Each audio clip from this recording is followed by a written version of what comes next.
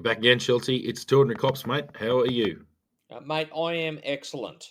Busy, but excellent. Yeah, mate. It's definitely fined up here in Brisbane.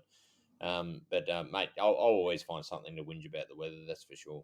No, all's good, mate. All's good. I'm in Grafton this week. We're a bit of firefighter training again. The training's picking up, so it's good.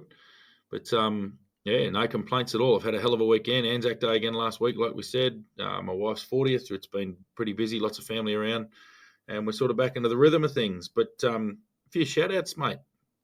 Yeah, mate, a couple. And the first one, Emma Cooper. I'll give her a shout out. Well, she was Emma Thompson when I first knew her back at school. She just started listening and to the first episode. She got around to it.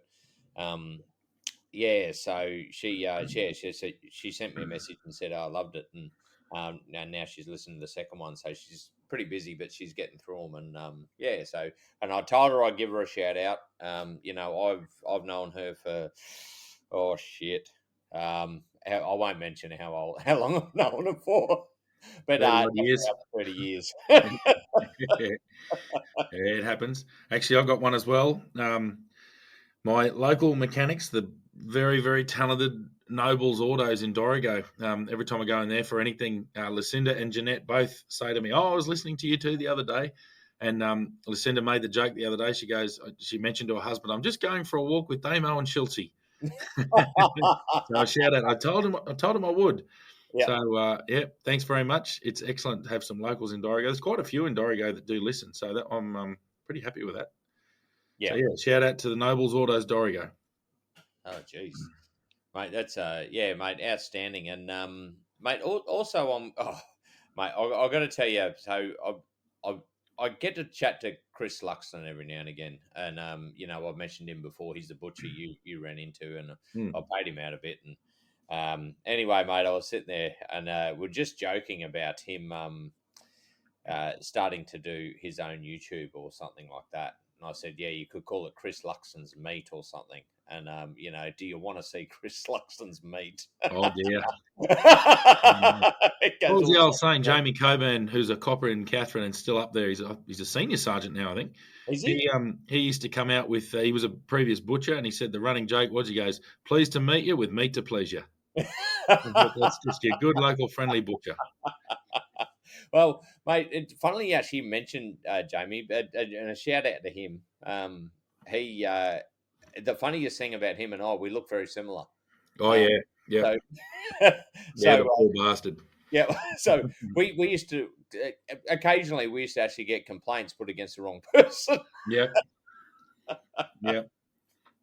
So not So, only look the same, operate the same. well, yeah, that's true too. Yeah, exactly. Yeah, so yeah, Jamie, you're definitely a good looking bloke, that's for sure. Yeah, that's debatable. But anyway, yeah. What are we on about today, mate?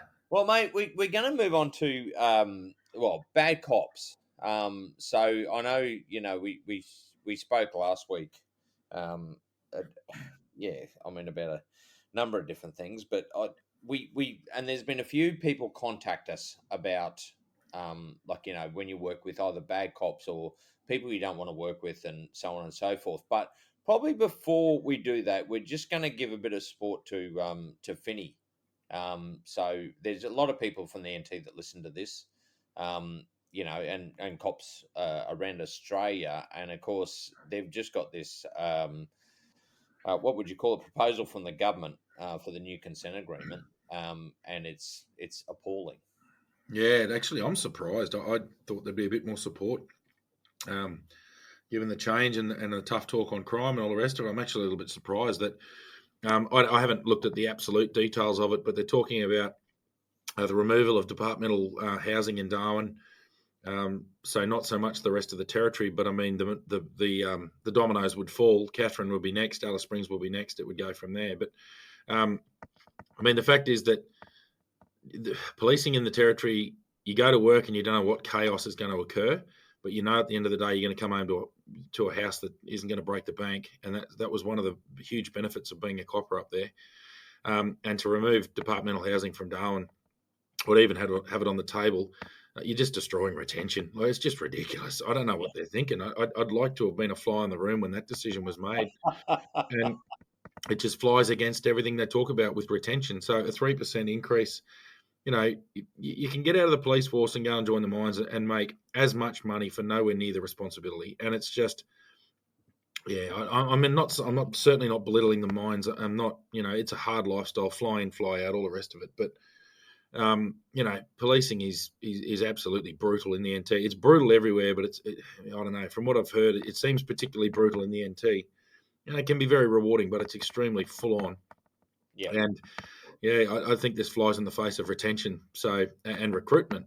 So Well, you're going to have housing, but no cops to put them in. Oh, Jesus. yeah, and then they're talking about other incentives, but it's just not even like if you look at the comparison, it's just ridiculous. Yeah, We'll look later on. We'll get some more details and we're going further into it. But just Finney, mate, we're 100% behind you. I don't think what you said was accurate. It's just an absolute joke. So yeah. He's a very impressive bloke, my mate Finney. Our mate, he is. he doesn't hold back. He if he gets a bee in his bonnet, he goes at it. He's not afraid to make enemies in high places, which is exactly what you want in that role. So I think Yeah. he's a perfect bloke for the job, and he certainly got my support, got your support, I know. So Yeah, mate. Yeah, definitely. And look, even like coming from me, I had my problem with the police association in the past, and long before Nathan Finn was in there. And part of it is because they weren't acting like Nathan Finn. And I'll tell you what, if he was there back then, there's no way in the world I would have had a complaint. So yeah, no, that's for definitely. sure. Yeah, but what we're talking about, the dealing with working with bad cops, and I think we're going beyond this. It's not so. I think one thing is, every workplace has got people you do like working with and don't like working with, and we've sort of spoken about that a bit in the past. I think what they were getting at was, did you ever meet any proper bad cops, as in criminals? And unfortunately, yeah, I did. I knew well too, and I didn't know the first one well, but I knew of him, having worked in the drug squad kind of area. And this goes back a fair while. So this is back to 20. I don't remember the year. It was early 2010s Yeah. where a pretty well known member of the drug squad actually got arrested for basically what he was doing. He was always pretty keen to be the forensic officer or be the what do you call it? The opposite that seizes Exhibiting the officer. exhibits Yeah. officer. That's what I'm looking for. So he was pretty keen to be the exhibits officer all the time when they were seizing drugs, and it was noticed fairly quickly that there was a bit of a difference in what they were thinking they were seizing from the actual search warrants and things like that, and what was actually appearing in evidence. Yeah. And I mean, I don't know how he thought he'd get away with this. It's so well scrutinised that it's just unbelievable. But um, he was a fellow who was a particularly talented intelligence officer, and it could be because he was actually involved in the drug game himself, which is probably what it was. Anyway, he was arrested and certainly went to jail for stealing drugs from police search warrants. So he got done with corruption, supply Schedule 1 drugs, so cocaine and all these different sorts of things. I don't know the exact details because like I said, I wasn't heavily involved with him. I just knew of it. And it was very big news at the time, and it's a long time ago now. But Yeah. certainly, he was. That was a shock. That was the first time I'd ever gone, bloody hell, I've met him, I know him, and he's now in prison for doing this shit. And it's like, why? What would drive you to do that? What level of stupidity would you think that you're ever going to get away with stealing drugs from a search warrant? Well, mate, that's exactly right. And look, what I've spoken about before is camaraderie in the job actually helps get those people as well. I know one of the things that twigged officers was the fact that one of the when they were doing the interview with one of the guys they seized drugs for, they actually gave the amount that they seized, and he said, "Hold on," he said, "I shouldn't be saying that, but there should be more there." Yeah, And that was one of the things that actually made and Twig going, well, hold on a minute. yeah. This It's, is what the exhibit officer has weighed in. Like yeah, that's we talk about trust. Talking about teamwork. One of the biggest ones is trust. mm, And if you can't trust your members, because the thing is, the actions of one person taints the entire police force for a very long time. It's straight away. I remember going to warrant and say, "Hey, you buggers are just you're gonna take them. You're gonna smoke them. You're gonna do this." It's like, mate, and yeah, all of us are just like, "You're a fucking idiot," as if we're gonna do that. But the fact is, someone did. So it's almost legitimate concern on behalf of the people you're arresting that you're going to stitch me up. You're going to benefit from this through your own corruption. And Yep. that's where an absolute disdain and a complete lack of trust in police has grown from. No one hates a corrupt copper more than a cop, No, more than you're an honest right. copper. Yeah.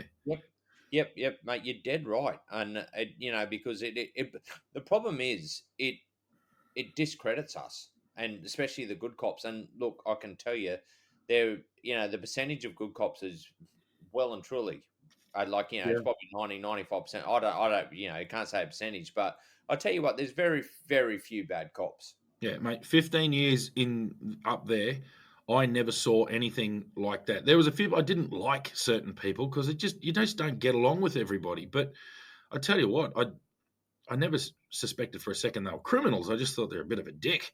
Yeah, Like there was plenty of that. There were people you didn't like working with because they weren't fun. Like I don't know, I like to enjoy the job and have a bit of There were times it was extremely serious, but there yeah, are other times where you got to have a laugh. You got to get in the car and enjoy the conversation you're having with your partner, and that's at the GD's level. But even within criminal investigation, you're operating at a level that's a little bit more complex, and the matters require a little bit more depth of investigation. And yeah. you're operating in close proximity in an office, and it's just good to have a bit of banter and get along with people. And I've certainly worked in offices where it's like, oh man, this is just hard going. Like this is hard Yeah, work. It shouldn't be like this. yeah. I mean, that's the lower end of the scale. I think what we're talking about today is, did you know any criminal cops? And unfortunately, I knew two very serious criminals in my time who were serving police officers, and I've spoken about one just then. I think I'll cover mine. Have you got any at all? Mate, I've only got look. I know of those two you're Yeah, talking about. I never really met them personally. yeah, I knew of them, yeah. but I never was close to them at all. But I definitely know that we're a small police force, mate. We and it pass information on pretty quickly amongst the members. But mate, I've only there's definitely some questionable ones in the fact of stepping over the line. And I can honestly say we shoved them out of the police force pretty quickly because we didn't accept their behaviour. But it never got to the criminal um, Yeah. sort of line. But there was definitely some. And before you go on to this second one, you just mentioned something there before. One of the best people I actually worked with, talking about good people to work with, was Jason Dingle. And probably he probably got one of the most complaints out of any police officer. But I tell you what, we used to go to the jobs. He's a bit like working with you, just not as many complaints. Um, but I'll tell you what, and there's times when you go to work and you're feeling a little bit flat, and I'll tell you what, like his energy would just boost you, and you just go, yep, we're getting into it, and we're going to do this, and we're going to do this, and there's times I remember he came to work, and I said, no, let's go out, we're going to smash this and all, and as soon as you bounce off each other, you get motivation off each other to actually go and it's amazing how much you can fit into a shift when you're working with like-minded people and getting Oh the yeah. And a lot of the fun we used to have was we'd have fun with punters. A lot of our entertainment and it came from having fun with people and not at their expense, like having fun with people out in the street. So average citizens going about their day or night or whatever they're doing. That was a lot. If you had the same sort of fun energy about it, and then you could switch on and be serious when you need to, and then back it back off and just chill out and do your job. yeah, Obviously vigilant, but you still just have a sense of it's like quiet alertness. You just sort of you're not you're alert. You're not certainly not alarmed. You're just alert. So you're heading along. You're keeping your wits about you, but you can relax a bit with people just having fun. And a great example of this was, and I've mentioned it plenty of times, City Safe in Darwin. I had a fantastic crew in City Safe. We all had a brilliant, sick sense of humour. Like we're a pretty wild crew. And the thing was, we used to love a rat bag in the street. We used to enjoy a character, someone who's not being a criminal, not crooks. I'm talking about people who are just being rat bags. They're just having a bit of a night out, and they're up being a bit cheeky, and we used to enjoy them as long as their attitude was all sweet and having a laugh with us too. Sweet. I remember walking past. A lot of people see the police and they sort of go, "Oh, geez, I'm sitting in a pub and there's the cops," and there'd be four of us walking down the street. I remember I walked past a bloke outside their Six Tanks Brewery in the main street of Darwin, so Mitchell Street, Darwin. And anyway, he's sitting down with his partner. They're just having a meal and they're having a few drinks. And I walked by and said, "Oh, g'day, boys. How you going?" I said, "Yeah, good, mate." And I said, "Mate, I'll swap you." And I said this to him. I said, "I'll swap you." And he sort of looked at me go, "Huh?" And I've gone, "I'll sit there and drink beer and you can carry this crap around and walk around all night." And him and his partner just roared laughing. Like it broke the tension. And the beauty of that little exchange was because I was talking to him, well, because I'm talking to him, everyone's, you're a walking bloody scene when you're in police uniform. So the four of us walking past where everyone was looking at us walking down the street. And a lot of people, probably 20 people, saw that exchange. And the whole front area, the outside dining area of the brewery, roared laughing and, "Oh, good on you boys," and had a great time. We loved that. We used to do that all the time. And that was the enjoyment of working with good people. Yeah. If you're working with someone who was overly strict, it just makes the shift go forever. And it's just hard work. If you got to enjoy yourself, like, got to have a laugh and sort of chill out a bit. Yeah. But I think I'll move on to the next one if you don't mind, mate. Like Yeah, mate. Yeah, yeah. the next person I knew, and this one hurt because I knew this bloke in Alice Springs pretty well. He was a flatmate, a good friend of mine, and he was always a bit different. Like, he didn't have a partner or anything like that, and we thought, no, that's just him. Anyway, I was working in 2020. I was in the emergency operations center working with COVID. So at that point, I was the acting senior sergeant of the police response for the whole territory. So coordinating all the repatriations, basically in charge of everyone working at the airport for that and the quarantine facility and all the biosecurity checkpoints, as well as the investigative team that was investigating the COVID stuff. And at that stage, this is post the Zach Rolfe shooting where he'd been charged. And this is, a good 12 months down the track or even longer. It may have been longer. It might have been 2021. Anyway, so I remember, I'll never forget it actually, the Assistant Commissioner, Travis Wurst, he came in to see us all and he just said, "I just want to explain," because we'd all got wind. It had been this alert that had come out that an acting senior sergeant in Alice Springs had been arrested for extremely serious child abuse material and child abuse action. I don't know if there was no contact offending, which it means there's no physical contact with the kids, but he was procuring extremely horrendous high-end child abuse material from Indigenous people against their children, basically. It was just the highest level of child abuse material you can possibly get. When I first heard this, they didn't name him, but they said his name, they said his age, and they said his role. And I just went, "Oh, well, let's have a look at that." I think, who is that? I couldn't think of who it was. So I opened up the roster, and because it said an acting senior sergeant, I'm thinking a watch commander.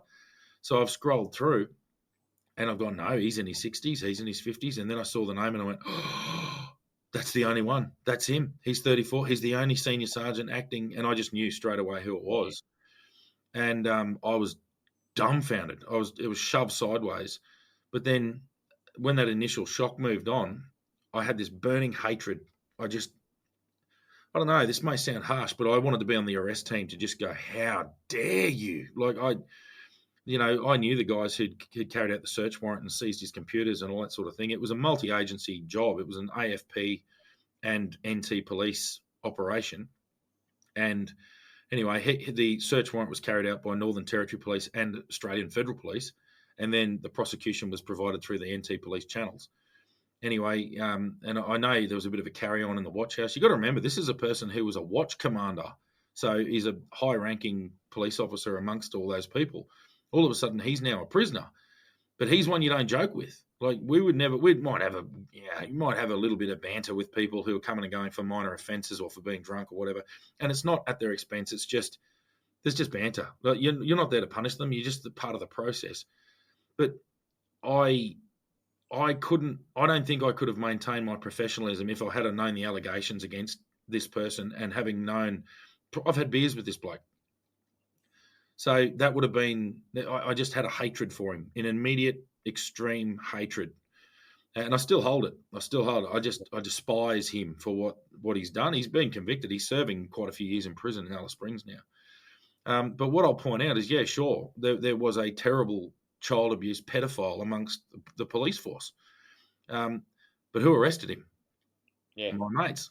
Who Exactly. prosecuted him? Who hunted him down in that investigation and threw the book as hard as they could at him? Was the police. It was the other cops who did it. Yep. So, he comes out, and I think the Alice Springs community were in shock as well because he was quite well known. He was a long serving member down there, and he'd worked in remote areas where he had a pretty good reputation. But I think those remote areas where some of this offending did come from, and just that level of that breach of trust was so extreme. Yeah. And I completely supported the prosecution. Actually appealed against his sentence, saying it was manifestly inadequate. And I looked at it and went, "Yeah, it bloody well is. He should be doing a shitload more time than he is actually doing." And I think it because I do have the personal emotion. For one, I just despise pedophiles. To me, they're the lowest form of pond scum there is. Yeah. But secondly, to have it as a friend of ours who was trusted, a friend of mine back in the day who was trusted to do this work, and someone you'd trust with your children, someone you'd trust with your family because he's one of us. He's all right. There's Yeah. the they talk about the thin blue line. Well, this was an attack from behind enemy lines. This was you're walking amongst us, and there was no forgiveness. There's no love there. He was there was just now you're gone. So I'll never forget when Travis Worst came in and he started explaining. He said, "Look, he's been charged with this, but you've got to understand the evidence is overwhelming, and this is the highest level of child abuse material offending. This is beyond despicable, the stuff that he's done." I'm certainly not repeating it here. Mm. You can Google it.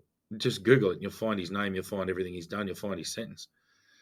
But I remember saying, on behalf of all the people in the room at the time, it's like, "No, sir, you got to understand, we'd have arrested the prick ourselves. Like, this is not, this is not a case where we feel like we've been thrown under the bus. This is a scumbag piece of shit who needed to be taken off the streets. Simple as that. We don't. Yeah. What he did for a living is irrelevant, and the fact that he did that is more of an insult to us than anybody. So, I um, think yeah, if I can just, but mate, there's a couple of things you said there, and I think that's the emotion and the thing that pisses people off the most. And you reminded me of a couple of things. The fact they've undermined your integrity as a cop, so so it allows people to attack the badge because we worked on this level of being, impartial, um, being legal, all this sort of stuff, and it attacks you personally because yeah. you sit there and go, hold on, you are supposed to be standing up and doing this. And what you've just reminded me of, and something we didn't mention about when they talked about lowering the standards, um, and we'll go back on it. I mean, this is also a touchy subject, but the fact is, we'll talk about women in policing. When they lowered the standard, allowing more women to get in the police force because they wanted more equality, so to They speak. wanted 50-50 men and women. Yes, Yeah, and the most pissed off people were the female cops because yeah, suddenly they felt like they had lost what they had worked for. yeah, Suddenly they're looked as a token. Um, and it's that same sort of feeling where you sit there, you're working with somebody and they do something shit and you're going, hold on, that also reflects me. When you're working as a police officer, you represent what the 1,200 strong police officers hmm, that work in the Northern Territory. So you're not acting as yourself; you are acting as 1,200. So yeah, every action of yours will get passed along that whole line of cops, yeah. and I think that's where it gets very personal. And you're 100% right there about that. It was the female cops who pushed back. I remember girls, and they were high performing cops.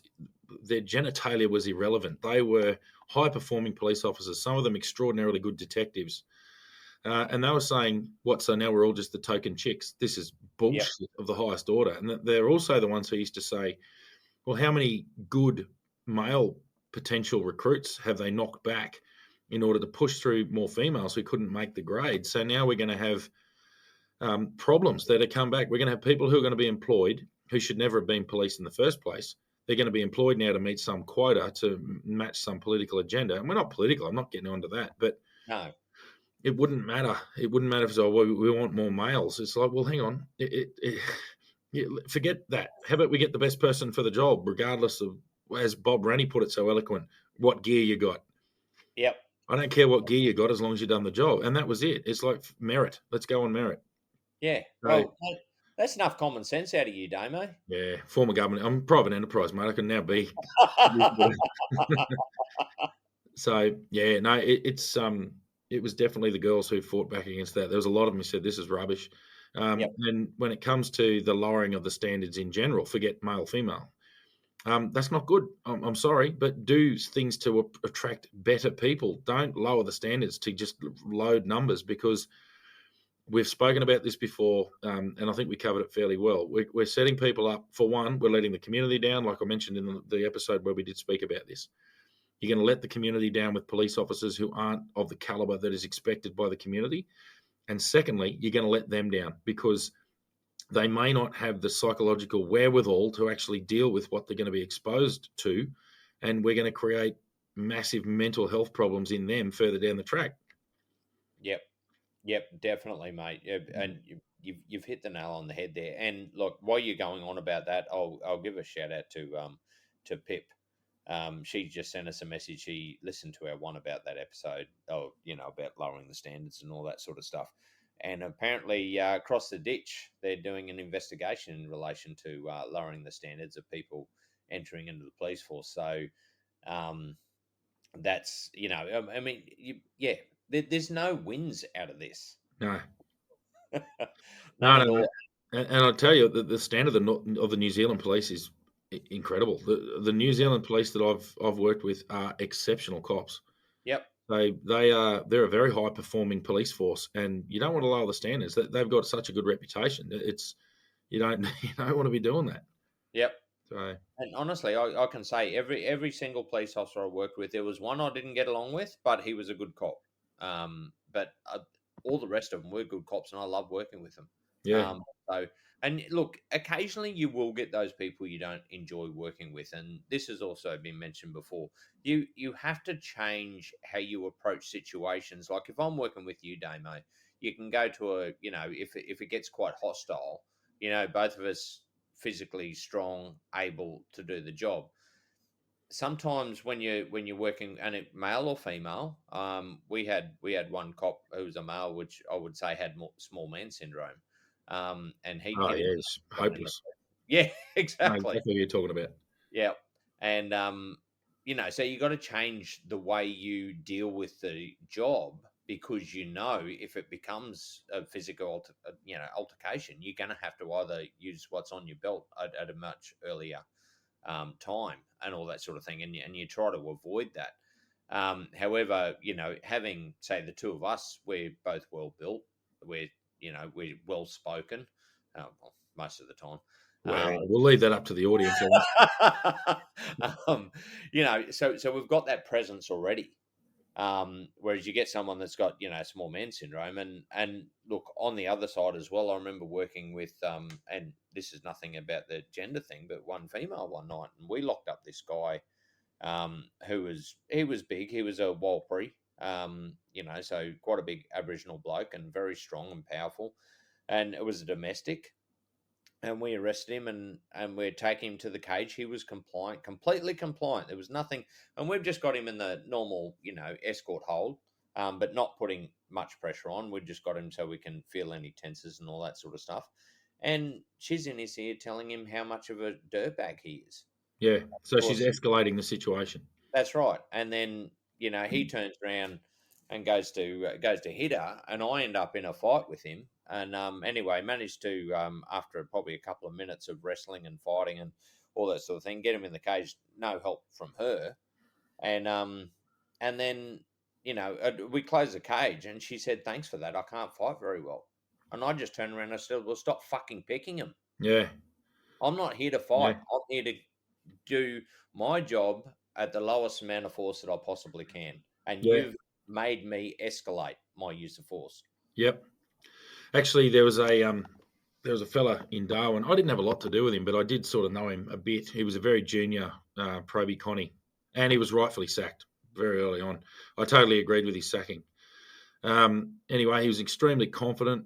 Used to wear all the flash clothes and all the rest of it, and thought he was just loved it. Just thought he was the bee's knees. Used to walk around like he was king. And anyway, he on body. This is how arrogant the guy was on body worn camera. He's there basically calling this guy out for a fight. Oh, come on, you want to fucking go? I'll take my belt off. Yes. All this shit. He's a probationary constable in City Safe, calling this guy out for a fight. And old mate's going like, piss off. Like, what are you on about? You meant to be the cops, mate. It was just this escalating. And even then, he was so arrogant that when he was questioned on his behaviour, he would come to my friend. So a friend of mine was his sergeant, and he basically reported him for it. And Mm. I remember the conversation because I think there was a shift changeover.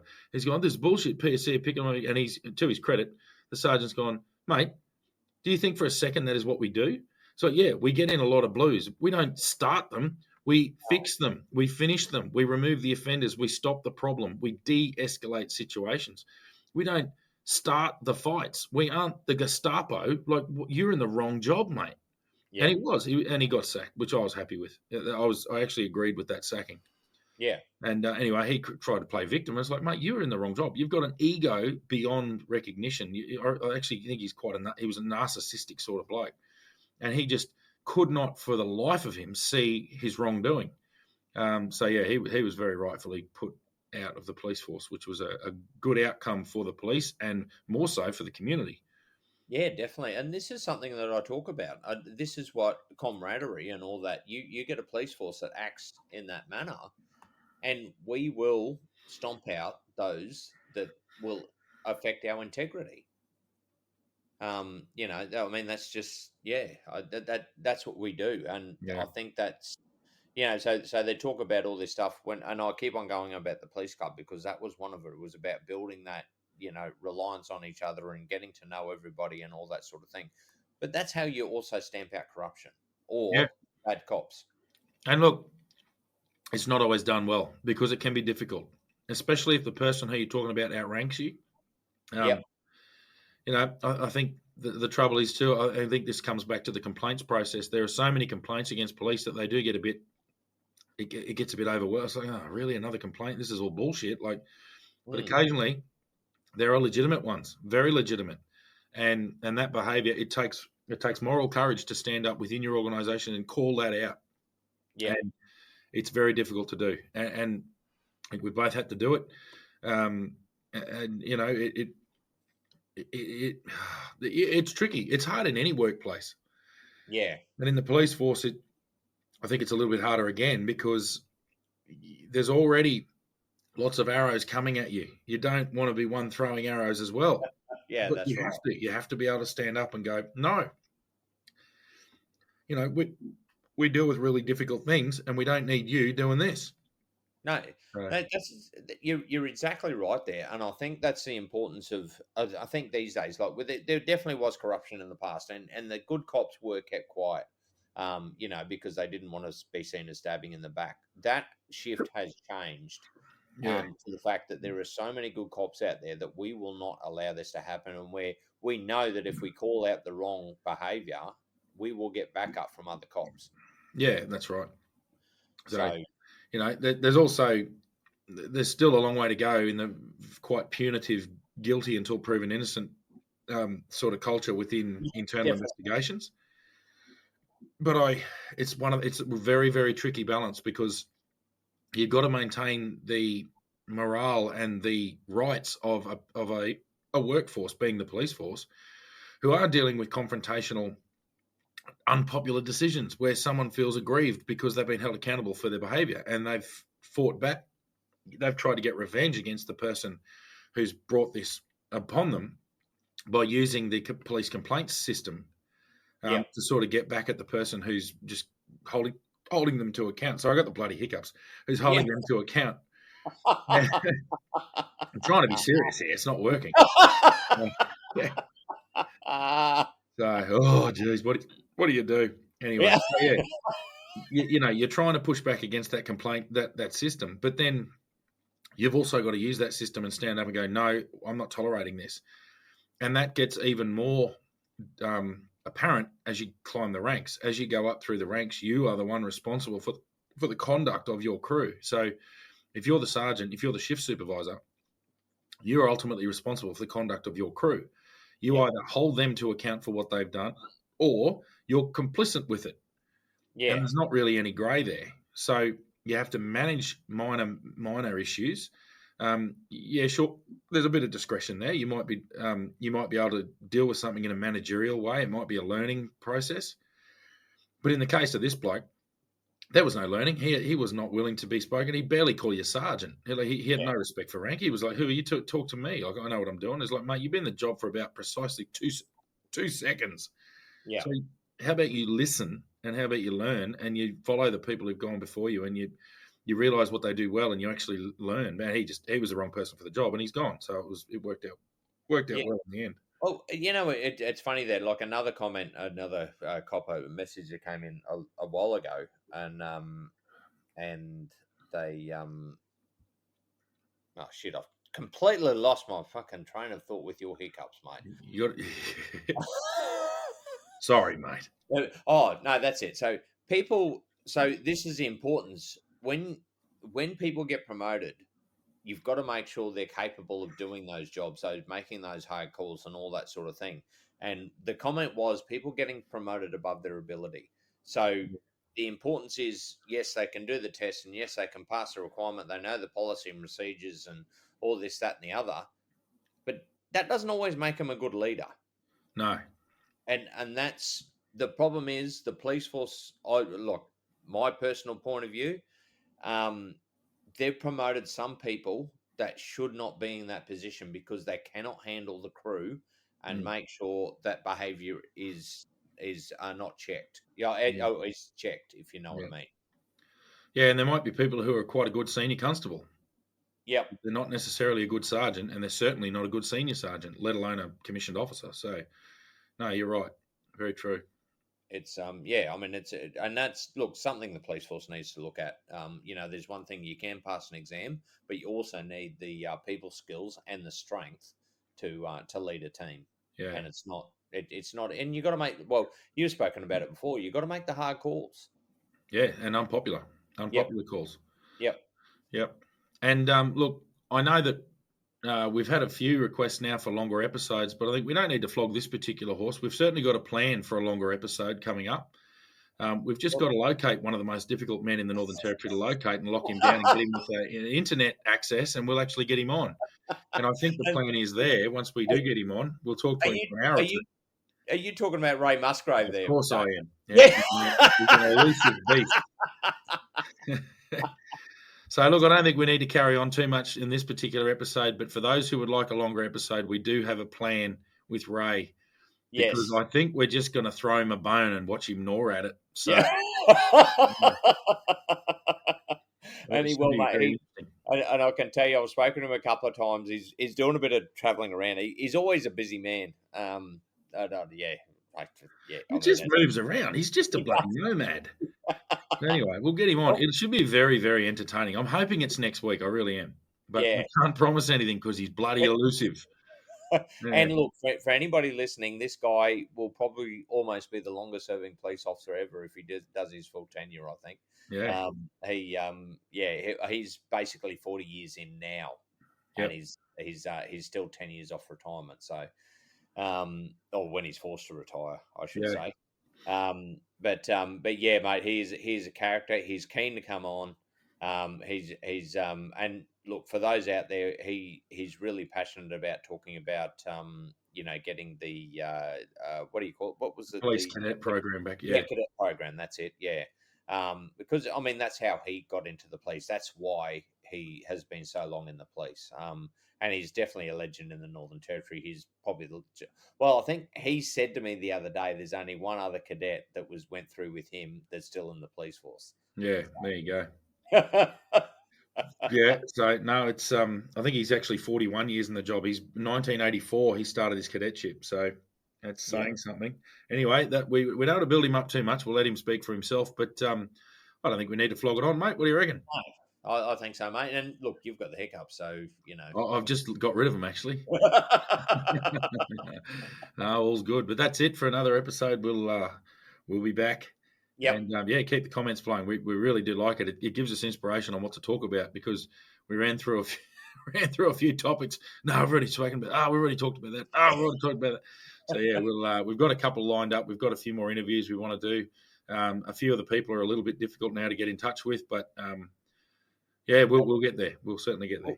Well, unfortunately, and some of these people in the job, and the job has, I mean, over the years, and cops that actually do it these days, no, it's just getting busier and busier. So, trying to juggle all the workload and all that sort of thing. But no, we definitely have some really good people to come on, and some really good stories to tell. And look, I'll also throw out there for especially NT cops, but even any other cops. Um, any concerns you have about the consent agreement, like what the government's come up with, just send us a message. We're happy to mention it, and we won't mention names or anything like that. But yeah, I mean, let us know your thoughts, Yeah, like where you sit, because we're here to support you. We like we said, our main vision is to actually support the cops on the road. So yeah, definitely. yeah, so get in contact with us and let us know. Very good. Right, we'll talk to you next week. All right, we'll see you then.